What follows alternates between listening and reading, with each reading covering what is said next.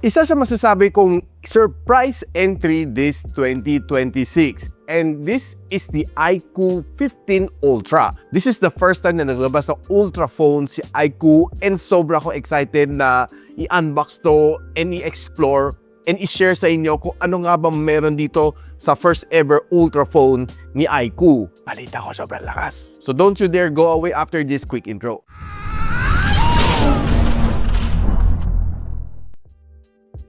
So honestly, very simple lang ang box ni IQOO. Kita natin, there's the embossed logo na IQOO dito and a KPL na logo as well. May makita ka IQOO 15 Ultra na print dito. And ang variant na meron ko dito is the 16.512 watt. Bubukas natin. Nauna na yung unboxing ko, no? So hindi na nakapag-antay. So labas ko muna yung phone.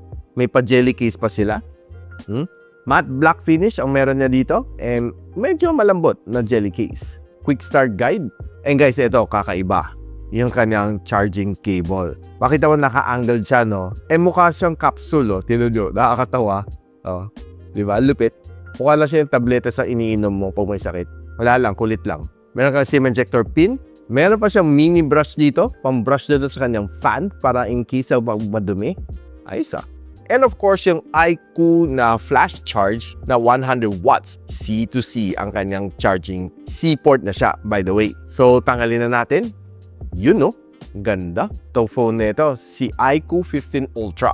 Now, there's several options na meron mo dito sa phone na ito and apat ang alam ko. 16 gigs of RAM and 256 gigs of storage will be priced at 57,500 pesos. Yung kaya 16.512 will be priced at 60,500 pesos. Yung kaya 16 gig and 1 terabyte of storage will be priced at 70,500 pesos. And yung kanya 24 gigs of RAM and 1 terabyte of storage will be priced at 77,500 pesos. Lahat na yan mabibili mo on the link that I'll post on the description box below or just simply click yung YouTube shopping link para ma-redirect kayo sa mga official and yung mga recommended na entrusted ko na mga shop dito sa Shopee and Lazada. So huwag kayo paligoy-ligoy. There are other sellers na mas mura ng konti, pero yari ka. Scam or second hand ang dumarating sa'yo. Kunting ingat lang. Napag-usapan na natin yung kanyang design. I like yung kanyang design. Very simple, very futuristic. Yan ang masasabi ko dito sa IQOO 15 Ultra. Meron tayong honeycomb design dito na pag nailawan, makita mo, meron honeycomb na design dito, which is quite interesting. Pero hindi naman siya sobrang wow factor para sa akin. Lalo ko sinalpakan mo to ng black case, parang wala lang. Meron pa siyang pa-IR dito sa ibabaw. Meron na siyang shoulder triggers dito sa gilid, the first time kay IQOO. Meron na rin siyang pa-fan dito. Ba? Di mo ko ginagaya na si Red Magic ah. Meron na siyang pa-lighting effect dito sa likod. Astig. Kaya na-excite ako dito sa phone na ito. Those are probably one of the few reasons kung bakit ako na-excite. The improvements na never meron ni IQOO. Manipis din na ng bezel, that's one thing for sure. Teka, ba't kayo natatawa? Uy, si Secretary Frasco. Kayo ha, feel na feel niya, no? Kahit nandito siya sa phone ko. Sponsored kaya? Sponsored ads. Kung gusto mo malaman ng full spec sheet ng IQOO 15 Ultra, eto, pakita ko sa inyo. Now, one of the things na sobrang gusto ko dito sa kanya is sobrang powerful na ito phone na ito. Actually, mga daily basic task is mani-mani lang dito. Parang it's just a walk in the park na para dito sa phone na ito. And if you're trying to video edit mga 4K videos sa CapCut, kaya naman na mag-perform dito. Mag-render ng mga images sa ChatGPT, mani-mani lang din naman sa kanya. And nag-try din ako ng emulation na papakita ko sa inyo later sa gaming. Now, one good thing dito sa kanya is currently running Origin OS 6 siya and Android 16 na siya. And good news, it comes together with 5 major Android updates. So kung 16 ka right now, 17, 18, 19, 20, 21, you should be updated up to Android version 21. Not bad for a China ROM phone. Probably you're wondering kung ano nga bang chip na meron dito sa phone na ito. And you guessed it right, it's the most powerful na meron ni Qualcomm. Qualcomm Snapdragon 8 Elite. And hindi lang yun, it comes together with a GPU. Meron siyang Vivo eSport chip Q3 inside this one to stabilize and power up mga frame rates just for your gaming. Ito, nakasulat dito. Basahin mo. Nung niran ko Antutu Benchmark version 11, ang taas na nakuha ko. 4.22 million ang kanyang score sa Antutu Benchmark, which is parang tinawanan lang niya yung mga ibang naka-Qualcomm Snapdragon 8 Elite Gen 5. Pero same chip sila. And sinabi pa nila is Qualcomm Snapdragon 8 Elite Gen 5 for Samsung. Kung gusto mo makita mga ibang benchmark na ginawa natin dito sa phone na ito, share ko sa inyo. Now, pagdating naman sa battery, it's also halimaw din. 7,400 mAh ang kanyang battery na may silicon carbon technology. It also supports 100 watts of fast charging ni Vivo and ay 40 watts sa wireless charging. Plus, may bypass charging. IQOO yan eh. So kung ginamit mo naman to phone na ito on a day-to-day basis, at least kaya na magtagal ng 2 whole days based sa akin experience. Kasi gamit ko to halos mahigit 2 weeks as my daily driver. And sobra akong happy sa kanyang performance that I can report to you. Ang kanyang battery is definitely makunat. And nung nirate ko sa PC Mark the battery stress test, about 27 hours na nakuha natin na screen on time. Beat that. Now, pagdating sa kanyang display, it's a generous 6.85-inch na AMOLED display. Probably the only thing na medyo bitin lang dito is that sana ginawa na ng LTPO AMOLED display. Para talagang flagship na flagship level. Pero I ain't complaining kasi well, yung kanyang presyo naman is reasonable and probably I can live without the LTPO AMOLED display. Mas tipid lang sa battery further. Pero on top of that, it has a 144Hz screen refresh rate, meron siyang PWM dimming, and meron siya, oh my god, na 8,000 nits na maximum brightness. Grabe no, 8,000? Sobrang bright na siguro, parang flashbang na datingan nito sa akin. Pero that is of course for HDR content. Now if you're browsing on social media naman on this phone, expect to give you a really good experience dahil yung kanyang AMOLED display dito is definitely one of the top-notch na meron sa industry. Eh kung nagsuswipe ka across mga reels, mga shorts, eh mabilis naman mag-load dito as long as you have a good, stable internet connection. If you're browsing naman sa mga long format dito like YouTube, Netflix, expect to give you a good, immersive experience dito dahil ang ganda ng kanyang display. And of course, punchy din ang kanyang mga colors. Now, since this phone has stereo speakers, or I mean, dual stereo speakers to be exact, and it's being tuned by Dolby Atmos. So gusto ko isagad tong kanyang volume, pakinggan na natin kung if it will give you a flagship level na sound, parang yung mga mala Vivo X300 Pro, X200 Ultra, suwa natin.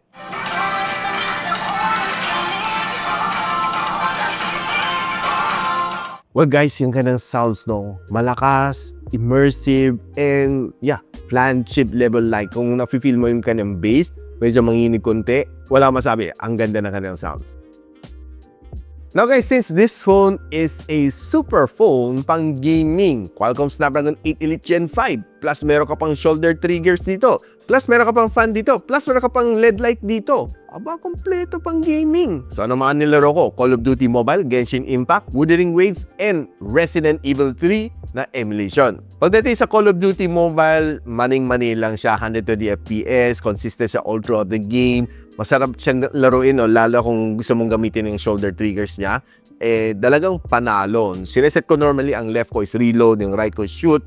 And it is really giving me a good gaming experience. Mala Red Magic ang datingan ng kanyang feel. And talagang matutuwa ka dito. Sobrang ganda ng kanyang experience. Wala kang mafe-feel na frame drops dito or whatsoever. And malamig din ang unit at 36 degrees Celsius inside room temperature after 30 minutes of gameplay. Pagdating sa Genshin Impact, 60 FPS din na na-achieve natin. Well, very consistent naman siya. Wala na feel na frame drops din dito sa kanya. Pag nagka-clash ako, halos nakikita ko nasa 58, 59, ganun lang. And nasa bumaba lower than that. Maganda ka ng touch response, the sound is good. And pinakamainit na achieve ko is 40 degrees Celsius after 1 hour of gameplay. Pagdating sa Wuthering Waves, na-achieve ko 120 FPS. Quite smooth naman ng gameplay. Pero pag nagka-clash ako, bumaba siya ng 110, which is not too much of a big deal para sa akin. Wala namang nafe-feel na lag sa kanya and maganda naman ang gameplay. Maganda naman ng graphics, maganda ng touch response. The sounds is definitely clear and good. And umabot ako ng 44 degrees Celsius after an hour of gameplay. Now, here's the fun part.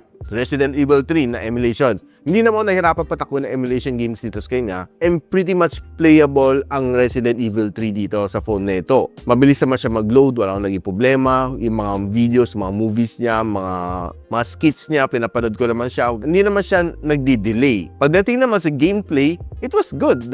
Nakikita ko doon sa FPS counter ko, mostly nasa 60 FPS. Pero pag nagkakaroon ng mga heavy movements na, napapansin ko bumababa siya ng mga 30, 35, doon ko nakikita no, na there are times na may kunting lags, hindi mo maiwasan. Though sinagad ko naman to, nilagay ko sa monster mode naman siya. And kinlear ko naman buong 16 gigs para sa kanya. Nag-clear naman ako ng space, ng memory space. So in essence, yung gameplay was really good. And of course, aminado naman tayo, it's my first time to run any emulation games on a smartphone and natuwa naman ako sa kanya. So hopefully sa mga future na mga phones na malalakas tulad nito, itatry natin mag-emulation para makita natin kung kamusta naman kanyang performance. Pero one thing that's for sure dito sa phone nito is mainit pag maglaro ka ng mga emulation games. Umabot ako as high as 51 and nag-average siya sa mga 48, 47 pero quite hot siya for me. Kahit may fan na siya na tumatakbo, I would prefer na maglagay ka ng cooler dito para talagang mas mabilis mong dissipate ang init on this phone. Medyo mararamdaman mo sa kanyang frames yung kanyang init talaga. Now, one thing na sobra ako natuwa dito sa kanya, hindi lang kasi siya gaming phone, but it's also for me a camera phone. 50MP na main camera sensor with OIS, 50MP na periscope telephoto lens na may 3x optical zoom, and 50MP na ultra-wide lens na may 107 degrees field of view. Kaya na mag-shoot up to 8K and 30 na video, and yung kanang harap is 32MP which can shoot you up to 4K and 60. Imagine that, no? Gaming phone. Diyan, masasabi ko, panis si Red Magic na phone. Now, for starters, pag tinignan mo mga greens dito, is parang medyo dark ang mga greens niya. Pero honestly, not so bad naman ang kanyang pagka-dark dito. Though, I would say na for me, compared sa Vivo X300 Pro, parang masyadong matapang talagang kanyang saturation dito towards the darker green talaga ng kanyang attack. Medyo mas light pa nga si X300 Pro kaysa dito. In case you don't know, si IQOO ang gaming phone ni Vivo. If you're just casually walking, just like a tourist, naglalakad ka and taking some photos around the vicinity, you'll be able to get some really nice snaps naman using this phone.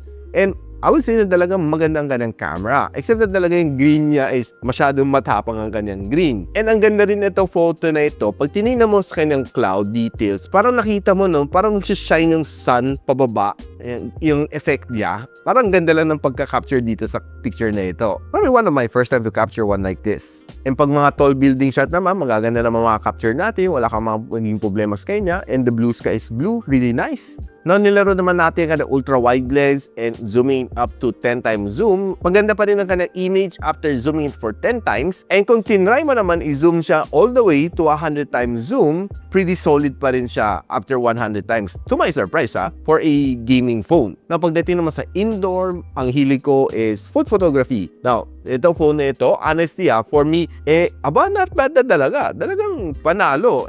Talagang one of the things na hinano ko on yung camera sa isang phone is definitely kind of food photography capability dahil mahilig naman mag-take ng mga food photos. And honestly, ito phone doesn't disappoint. And tinry naman natin mag-capture ng mga flowers on indoor. Maganda. Honestly, mga product shot like this one, talagang mukhang maganda talaga siya.